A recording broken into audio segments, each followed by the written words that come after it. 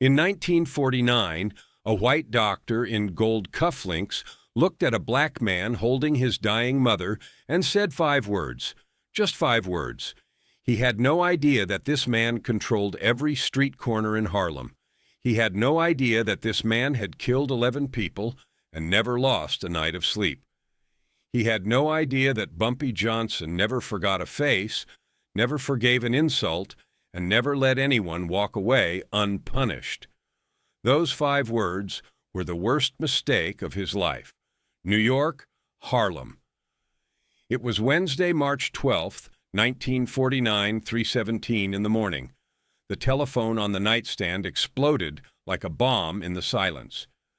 Ellsworth Raymond Bumpy Johnson jerked awake, his hand already reaching for the receiver before his eyes fully opened. He controlled every block from 125th to 155th Street. He had enemies who wanted him dead. A phone call at 3 in the morning meant only one thing: trouble. But the voice that came through the line was not one of his lieutenants. It was his sister Mabel, and she was not talking. She was screaming, "Mama's not breathing. Bumpy, Mama's turning blue. Come, for God's sake, come." If you want to find out how this incredible story ends, hit that like button, subscribe to the channel, and ring that notification bell so you never miss our next videos. Now, let us return to the events of that night. 3 seconds. For 3 seconds, Bumpy Johnson sat frozen on the edge of his bed. His brain, trained by 23 years in the criminal world to process threats instantly, refused to understand. Mama, not breathing, turning blue, Margaret Johnson, 62 years old, the woman who had scrubbed other people's floors in Charleston, South Carolina, so her children could eat. The woman who had sent him north at 15 because a black boy with his temper would end up swinging from a tree down south. The woman who prayed for him every Sunday, knowing exactly what he did for a living, loving him anyway. Mama's turning blue. Bumpy dropped the receiver. It swung on its cord, Mabel's screams still pouring out of it, tinny and desperate. He grabbed his car keys from the dresser. He ran for the door, barefoot. For the first time in 23 years, Ellsworth Bumpy Johnson left his home without shoes and without his gun. The March air hit his face like a slap. The asphalt was ice under his bare feet. He did not notice. His black Cadillac roared to life, and he was moving, tearing down Lenox Avenue at 70 miles an hour, running every red light, his knuckles white on the steering wheel. 12 blocks to his mother's house, 11, 10. In his head, Mabel's voice played on an endless loop. Mama's not breathing. Mama's turning blue. He had bought her that house on 139th Street in 42, $35,000 cash. She had cried when she saw it. She had never owned anything in her life, and suddenly she had a brownstone with a garden and a kitchen big enough to cook Sunday dinner for the whole family. 9 blocks, 8, 7. The Cadillac screamed around a corner, tires smoking. A milk truck swerved to avoid him, bottles shattering on the pavement. Bumpy did not look back. He burst through the front door of his mother's house at 329. Mabel stood in the hallway, tears streaming down her face, unable to speak. Bumpy pushed past her into the living room. Margaret Johnson lay on the sofa, the floral print sofa she loved because it reminded her of her grandmother's house back in Charleston. Her eyes were closed. Her gray hair spread across the pillow like a halo. Her lips were blue. Bumpy fell to his knees beside her. His hands, the hands that had signed orders for men to disappear, that had counted hundreds of thousands of dollars, that had never trembled once in all his years in the game, those hands shook as he took his mother's cold fingers in his. "Mama!" His voice cracked. "Mama, it's me, your boy." No response, but her chest rose. Barely. She was still breathing, still alive. There was still time. Heart, Mabel choked out behind him. She grabbed her chest and fell. I called for an ambulance, but nobody answered. 3 in the morning and nobody answers. Bumpy scooped his mother into his arms. She weighed nothing, like a child. Like illness had hollowed her out, leaving only a shell. "St. Vincent's Hospital," he said. 4 minutes from here. He carried her to the Cadillac, laid her gently on the back seat, her head in Mabel's lap, slid behind the wheel, pressed the accelerator to the floor. 4 minutes to the hospital, 4 minutes to salvation, 4 minutes that Dr. Raymond Harrison would turn into a death sentence. But Bumpy did not know that name yet. He would never forget it. The Cadillac tore through the empty streets of Manhattan. Bumpy's bare feet worked the pedals, numb from cold, feeling nothing. In the back seat, Mabel held their mother's hand and prayed. "Hold on, Mama," Bumpy said, his eyes fixed on the road. "You hear me? Hold on. Your boy's taking you to the doctor's. 3 blocks to St. Vincent's. 2. 1. The white building appeared through the windshield, the red cross above the door, the bright lights of the emergency room. Salvation. He thought it was salvation. Bumpy pulled up to the entrance, threw open the car door, gathered his mother in his arms. Her breathing was so shallow now he could barely see her chest move. Her blue lips had darkened to purple. He ran for the doors. "Help!" he shouted. "My mother's dying! Someone help me!" The glass doors slid open automatically. Bright fluorescent light blinded him. The smell of antiseptic and floor polish. A nurse behind a high counter, not looking up from her paperwork. "Help!" Bumpy's voice echoed off the tile walls. "She needs a doctor, now!" The nurse finally raised her head. Her eyes traveled from Bumpy's face to his bare feet to the frail woman in his arms. Her expression did not change. She picked up a clipboard and began writing. A door opened behind the nurse's station. A man stepped through. Tall, late 30s, brown hair slicked back, a thin mustache that looked drawn with a pencil. His white coat was immaculate, creased sharp enough to cut. Beneath the sleeves, gold cufflinks gleamed under the fluorescent lights. Dr. Raymond Harrison, Yale Medical School, class of 36, chief resident of St. Vincent's Emergency Department. He looked at Bumpy Johnson the way a man looks at garbage someone has dumped on his doorstep. "What seems to be the problem here?" "My mother." Bumpy's voice was raw. "Heart attack. Please, doctor, you have to help her." Harrison did not move toward them, did not reach for his stethoscope, did not call for a gurney. He crossed his arms over his chest and tilted his head slightly. "This is St. Vincent's Hospital." He spoke slowly, deliberately, like explaining something to a child. "We don't treat coloreds." 5 words. "We don't treat coloreds." The world tilted. Bumpy thought he had misheard. Surely this man, this doctor, this healer who had taken an oath to save lives, surely he had not just said what Bumpy thought he said. "What?" Harrison sighed. The sigh of a man greatly inconvenienced. "Harlem Hospital takes your kind. About 40 blocks north. I suggest you drive quickly." "Your kind." Bumpy looked down at his mother, her closed eyes, her purple lips, her chest barely moving, then back at the doctor with the gold cufflinks. "She's dying." He heard his own voice as if from very far away. "She won't make it 40 blocks. Please, I'm begging you. I'll pay anything." $20,000. Cash. Right now. Just look at her. Something flickered in Harrison's eyes. Interest, maybe. Then gone, replaced by contempt. The answer is no. He reached for the telephone on the nurse's desk. "Now I'm going to have to ask you to leave before I call the police." The police? This man was threatening to call the police while Bumpy's mother lay dying in his arms. This man with his Yale degree and his gold cufflinks and his starched white coat was going to let a 62-year-old woman die rather than dirty his hands treating a Negro. Bumpy had faced down rivals with guns. He had negotiated with killers. He had built an empire through intelligence and ruthlessness and an absolute refusal to show weakness. But this was different. This was not a rival he could outmaneuver. This was a system, a wall, a door that would not open no matter how hard he pushed. I will remember you. Bumpy's voice dropped to a whisper. I will remember your face.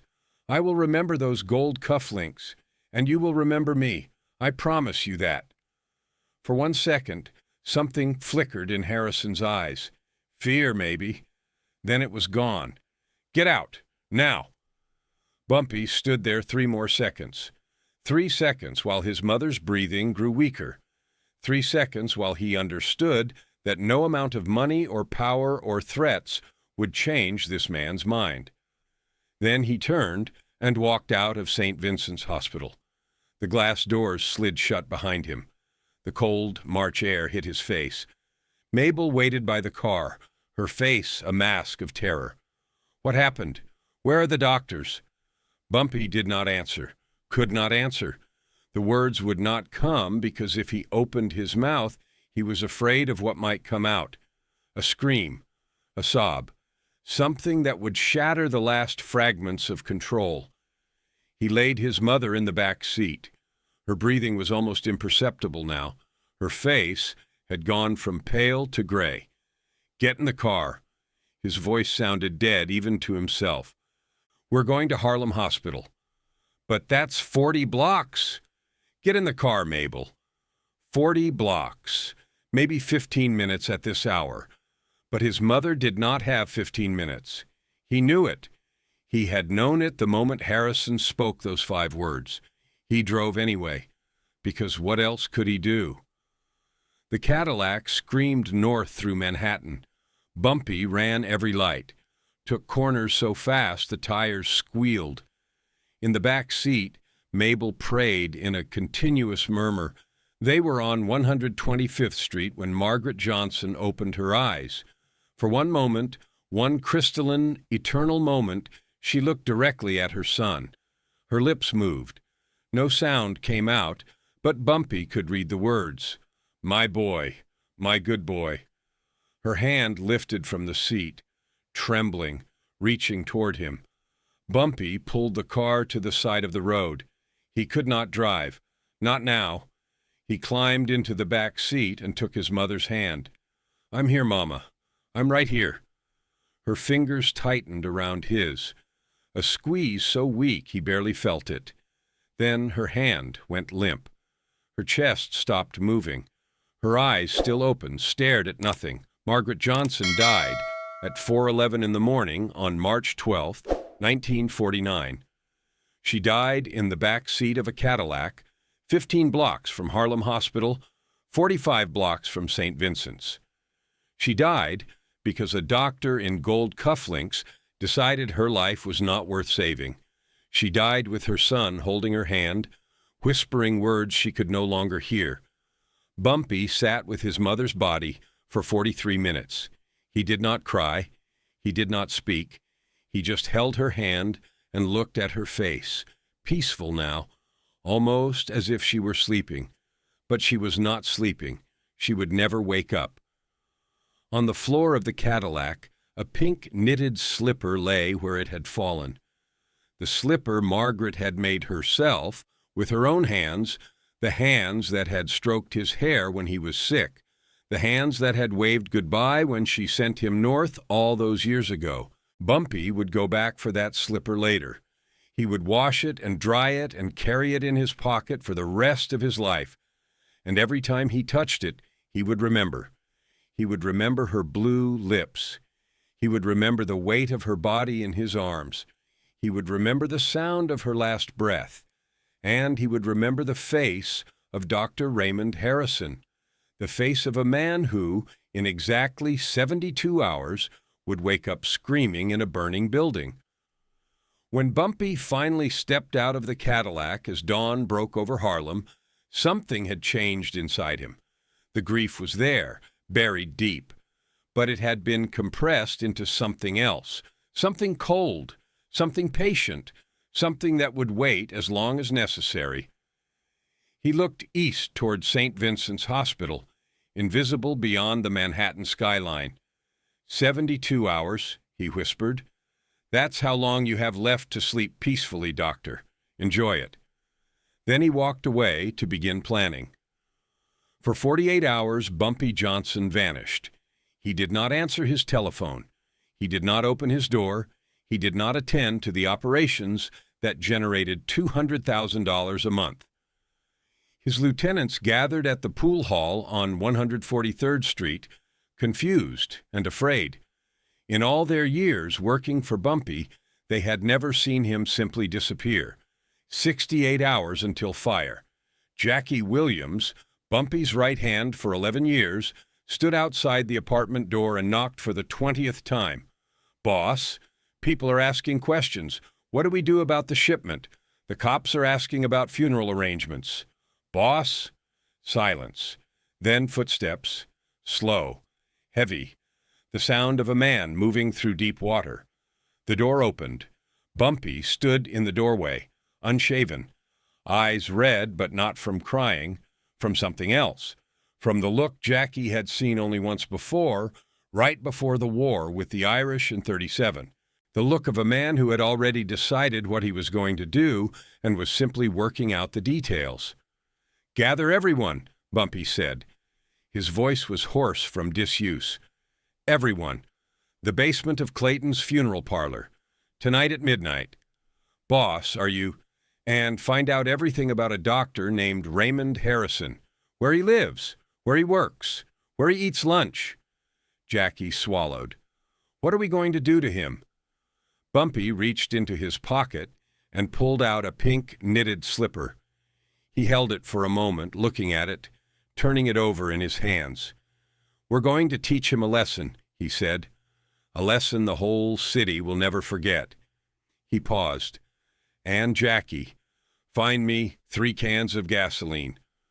The door closed. Jackie stood in the hallway for a long moment, feeling a chill run down his spine despite the heated building. He had seen Bumpy angry before. He had seen Bumpy kill before, but he had never seen Bumpy like this. 47 hours until fire. By midnight on March 14th, 9 men descended the narrow staircase into the basement of Clayton's funeral parlor on 138th Street. The smell of formaldehyde seeped through the floorboards above them. A single bare light bulb hung from the ceiling, casting harsh shadows. Wooden crates served as chairs. A folding table stood in the center, covered with papers. Bumpy Johnson stood at the head of the table. He wore a black suit, the same suit he would wear to his mother's funeral in 3 days. His face was clean-shaven now, his eyes clear. The grief had been compressed into something useful. He looked at the men around him. Jackie Williams, Marcus Cole, who ran the numbers on the east side, Thomas Grant, who controlled protection, Samuel Hayes, who knew every cop in Harlem, and 5 others, soldiers, loyal men. "You all know why we're here," Bumpy said. His voice was quiet, but it carried to every corner of the basement. "My mother died 3 days ago. She died because a doctor at St. Vincent's Hospital refused to treat her." He let the words settle. "His name is Raymond Harrison, 38 years old. Yale Medical School, class of 36. Lives in the staff dormitory at St. Vincent's. 3rd floor, room 307. Takes a sleeping pill every night. Strong stuff. Knocks him out cold." He spread the papers across the table. Building plans, schedules, a hand-drawn map. "Tomorrow is March 15th. He works the day shift, sleeps at the hospital that night. The night after that is March 17th. Bumpy paused. "March 17th. At 3:17 in the morning. Exactly 72 hours after my mother called me for help." Marcus Cole leaned forward. "What's the play, Bumpy? We hit him in the hospital?" Bumpy shook his head slowly. A ghost of a smile crossed his face. Cold, patient, terrible. "No, We don't touch him. Not a finger." Confused looks passed between the men. Then what? Bumpy reached under the table and pulled out 3 metal canisters, set them down with a heavy thunk. The smell of gasoline cut through the formaldehyde. My mother spent 20 minutes in the back of my car, dying, while that man called the police to have me removed. I want him to feel what she felt, the fear, the helplessness, the knowledge that no one is coming to save you. Thomas Grant's eyes widened. "You want to burn the hospital?" "No." Bumpy's voice sharpened. "The staff dormitory, just the staff dormitory, and I want it done in a way that Harrison escapes. I want him to run out of that building in his underwear, screaming for help." A slow smile spread across Jackie's face. "And no one will help him." "No one will help him," Bumpy confirmed, "because every black person in that neighborhood will know who he is, and they will watch, and they will remember." He laid his hand flat on the building plans. "But here's the important part.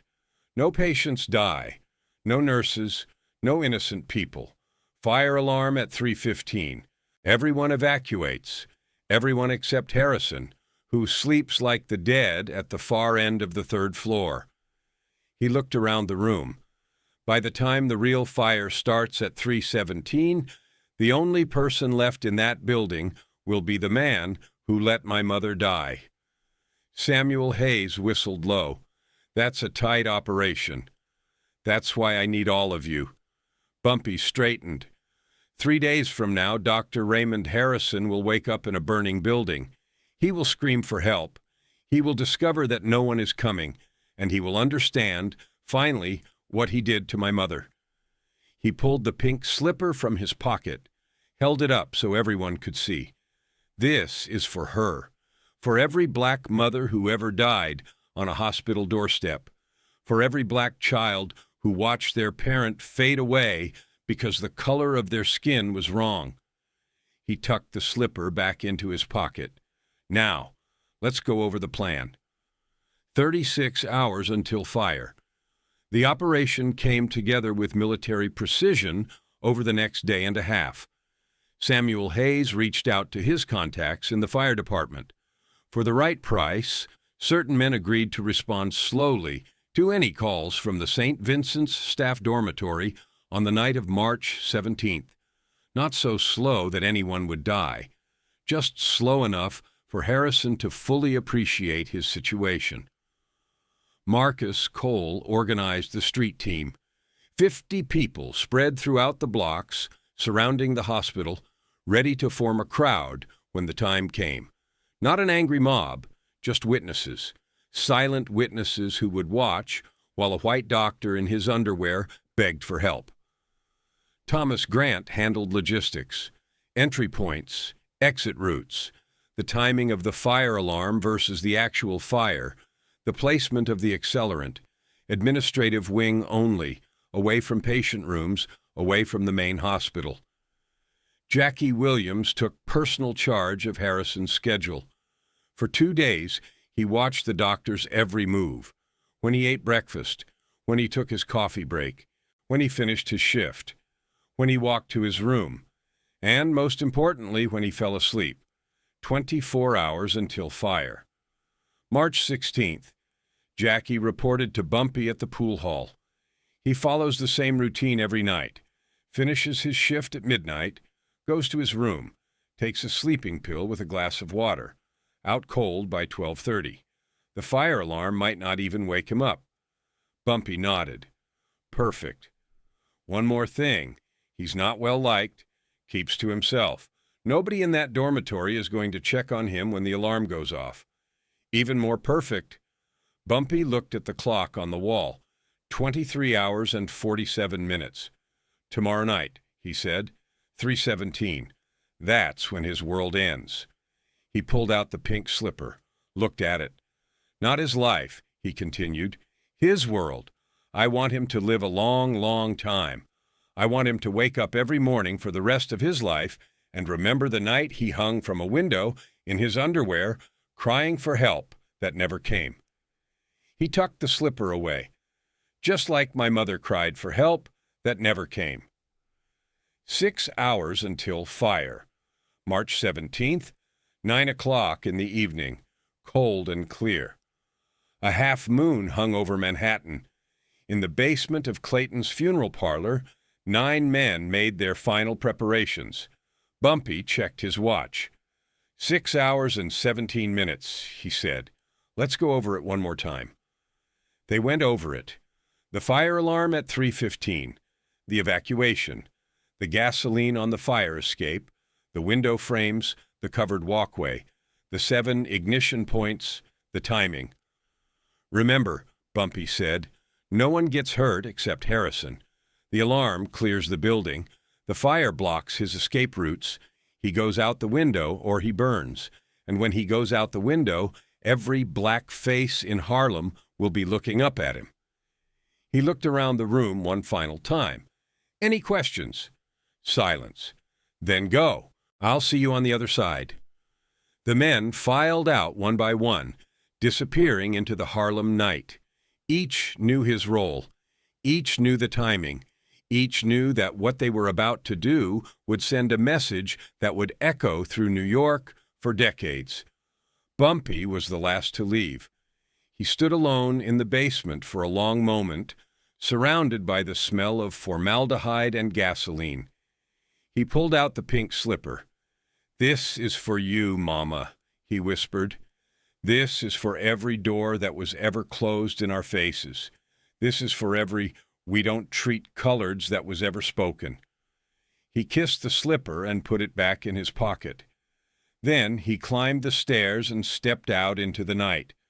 3 hours and 42 minutes until fire.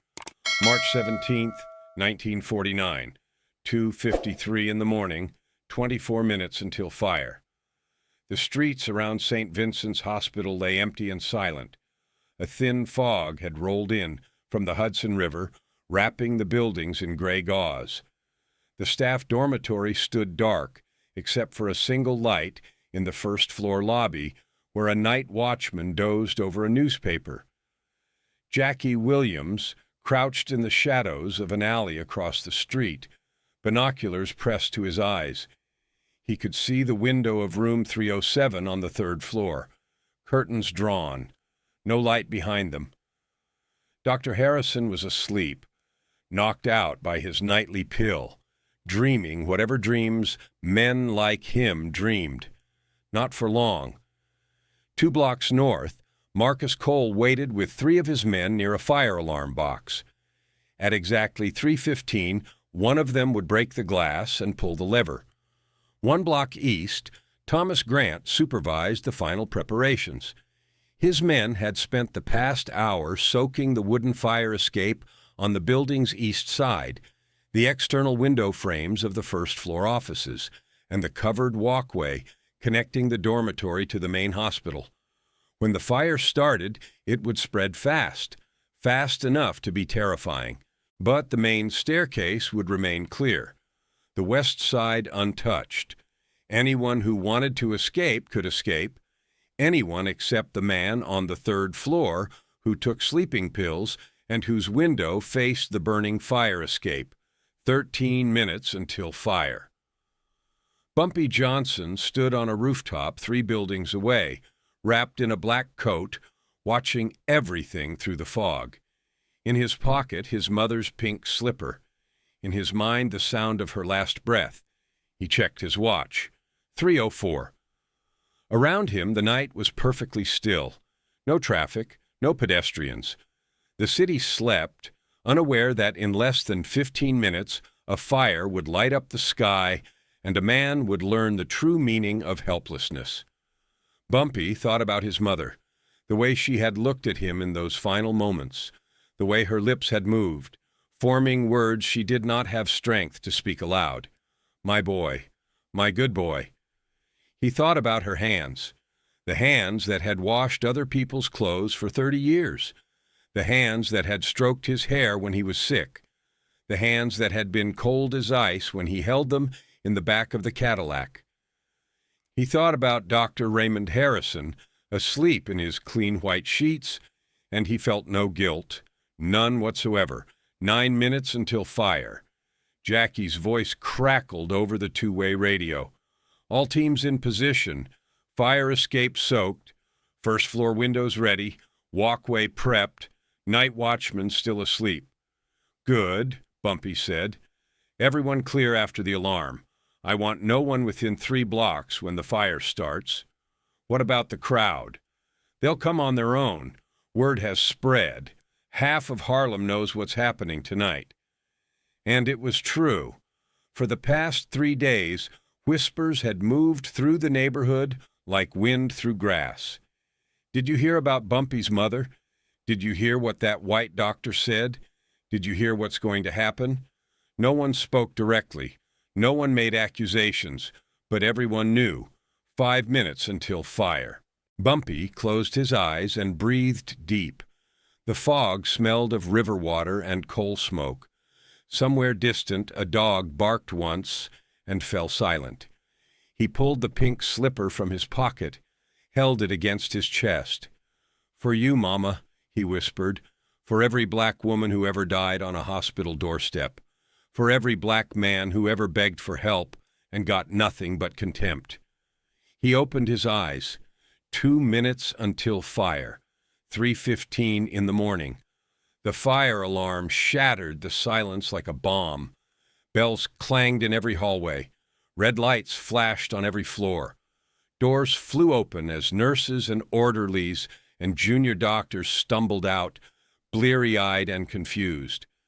In room 307, Dr. Raymond Harrison did not move. The sleeping pill held him in its chemical embrace, dragging him down into dreamless oblivion. The alarm bells rang and rang, but they might as well have been ringing on the moon.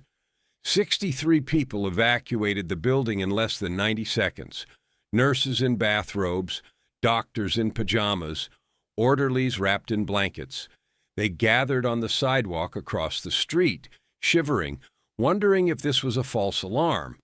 None of them noticed that room 307 remained dark. None of them thought to check on Dr. Harrison. He was not well liked. He kept to himself. No one cared. 3:17 in the morning, exactly 72 hours after the telephone call that woke Bumpy Johnson with news of his mother's collapse. The fire started simultaneously in 7 places. The wooden fire escape went up first. Old, dry timber soaked in gasoline, catching with a whoosh that could be heard 3 blocks away. Orange flames climbed the building's exterior like vines, licking at third-floor windows. The first-floor offices caught next. Then the covered walkway. Within 60 seconds, the entire east side of the dormitory was wrapped in fire. On the 3rd floor, in room 307, Dr. Raymond Harrison finally woke up. Not from the alarm bells, not from the shouts outside. He woke up because of the smell. Smoke, sharp, acrid, unmistakable. Harrison's eyes flew open. His head was fuzzy from the pill. His room was dark, but there was a strange orange light flickering at the edges of his curtains, and the smell of smoke was getting stronger. He threw off his covers and stumbled to the window, pulled back the curtains, and screamed. The fire escape outside his window was engulfed in flames. 20-foot tongues of fire licked at the glass, close enough that he could feel the heat through the pane. Below, the 1st floor was an inferno. The covered walkway had collapsed in on itself. Harrison spun toward his door, grabbed the handle, yanked it open. Black smoke rolled toward him like a living thing. He could not see 2 feet in front of his face. He slammed the door shut. Trapped. 3rd floor. Fire escape burning. Hallway impassable. No way out except the window. Harrison ran back and tried to open it. The frame was warped from heat. He grabbed a chair and smashed the glass, then recoiled as a wave of heat and smoke rolled into the room. 3 stories down, 30 feet to the pavement. He could jump, might break his legs, might survive, or he could wait for the fire department. Where was the fire department? Harrison leaned out the window, coughing, eyes streaming. Below him on the sidewalk, he could see people, dozens of people, his colleagues from the hospital, his neighbors from the dormitory, and behind them, filling the street, a crowd that had not been there before. Black faces, hundreds of black faces, standing in silence, looking up at him. "Help!" Harrison screamed. "Someone help me! Get a ladder! Call the fire department, please!" No one moved. Not one person in that crowd moved. They just stood there, watching him, their faces illuminated by the dancing firelight, watching him cling to a window frame 3 stories above the ground. Just as Margaret Johnson had died, while he watched and did nothing. A voice rose from the crowd. "Jump, doctor! Jump like his mother jumped between life and death." Another voice. "Where are your gold cufflinks now, doctor?" A third. "Scream louder! Maybe someone will hear," like she screamed and no one heard. Harrison's legs gave out. He hung from the windowsill by his hands, his bare feet dangling over nothing. Tears streamed down his face, mixing with sweat and soot. "Please," his voice cracked. "I'll do anything. I'll pay anything. Just help me." The crowd watched in silence. 300 faces, 300 pairs of eyes, 300 people who had heard what he said to Bumpy Johnson's mother, 300 people who had decided, without a word spoken between them, that Dr. Raymond Harrison would receive exactly as much help as he had given. None. On the edge of the crowd, in the shadow of a chestnut tree, stood a man in a black coat. His face showed no expression. He did not smile. He did not speak. He just watched. And in his pocket his fingers closed around a pink knitted slipper. Harrison hung from that windowsill for 12 minutes. 12 minutes of fire behind him and pavement below. 12 minutes of screaming for help that did not come. 12 minutes of understanding, finally and completely, what he had done. His arms burned, his hands cramped. Smoke filled his lungs. And still he hung there, because the alternative was a 30-foot fall onto concrete. The fire trucks arrived at 3:31, 14 minutes after the fire started, slow as arranged. Slow enough for Harrison to feel every second of those 12 minutes. They raised a ladder, pulled him down. He collapsed on the sidewalk, coughing, shaking, his hands blistered and bleeding. He was alive, exactly as Bumpy had planned. Around him the crowd began to disperse, silent as they had gathered, melting back into the Harlem night, carrying with them a story they would tell for the rest of their lives. The story of the doctor who said, "We don't treat coloreds," and woke up screaming in a burning building. The story of the night that Bumpy Johnson taught all of New York what it cost to let a black woman die. Harrison sat on the curb, wrapped in a blanket, staring at nothing. His gold cufflinks were still in his room, melted now probably, destroyed along with everything else he owned. He did not know it yet, but his life was already over, not his heartbeat, not his breathing. Those would continue for many years, but his life as he knew it, his career, his reputation, his place in the world, that had ended the moment he hung from that window in his underwear and begged for help that did not come. And this was only the beginning, because Bumpy Johnson was not finished with him yet, not even close. The fire made every black newspaper in America. Within 48 hours, the story had spread from Harlem to Chicago to Los Angeles to Atlanta. The doctor who refused to treat a dying black woman, the son who made him pay, the crowd that watched in silence while a white man begged for help that never came. 3 weeks after the fire, the pressure began. Letters poured into St. Vincent's Hospital, into the mayor's office, into the governor's mansion, letters from black churches and newspapers and organizations across the country demanding justice. Then came the pickets outside St. Vincent's every morning. Then came the boycott, Black patients refused affiliated hospitals. Black nurses resigned. Black doctors wrote letters condemning Harrison by name. When the city council began asking questions and the pressure became unbearable, the hospital made a decision. Dr. Raymond Harrison would apologize publicly in Harlem, May 17, 1949, Marcus Garvey Square, 2,000 people under a gray sky, a wooden platform, microphones ready, photographers waiting, and on the platform, clutching paper in trembling hands, stood Harrison. He looked nothing like the confident man from 2 months earlier. Hollow cheeks, gray temples, shaking hands. He had not worked since the fire. Every hospital had closed its doors. His license was under review, his apartment vandalized, his car destroyed. He had lost everything. The crowd was silent. 2,000 people without a sound. In the front row, Bumpy Johnson stood with arms crossed. He did not smile. In his pocket, his fingers rested on a pink knitted slipper. Harrison's voice came out as a croak. On the night of March 12th, a woman named Margaret Johnson was brought to St. Vincent's. She needed immediate attention. I refused to treat her because of the color of her skin. I told her son to take her to Harlem Hospital, 40 blocks away. His voice broke. Margaret Johnson died that night, in the back of a car, because I would not help her, because of my prejudice, my cruelty. Tears ran down his face. He dropped the paper. I'm sorry, I'm so sorry. Silence. 2,000 people stared. No one offered forgiveness, because this was not about forgiveness. This was about justice. Harrison walked through the crowd like a ghost. No one touched him. No one spoke. He was already erased.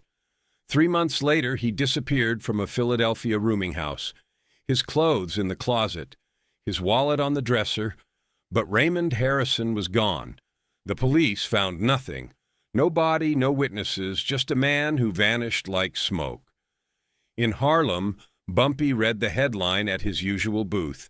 Doctor in Harlem incident missing, feared dead. Jackie Williams slid across from him. Did we? Bumpy looked at him with eyes that answered without words. Doesn't matter. What matters is that it's over. He pulled out the pink slipper, looked at it. Every time I touch this, I remember what that man said. I remember my mother dying in my car, but I also remember justice being done. Not the justice of courts. Those were never made for us. Our justice. The only kind we can count on. 1 year later, St. Vincent's installed a plaque near the emergency room. Every life has value. Every patient deserves care. Everyone in Harlem knew the truth. That plaque was Margaret Johnson's gravestone. Bumpy Johnson died in 1968. Heart attack in a Harlem restaurant. A pink knitted slipper still in his pocket.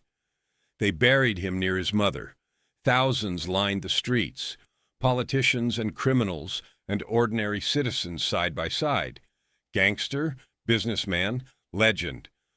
But to those who remembered March 17th, 1949, he was something else. He was the man who taught New York that black lives mattered, one fire at a time,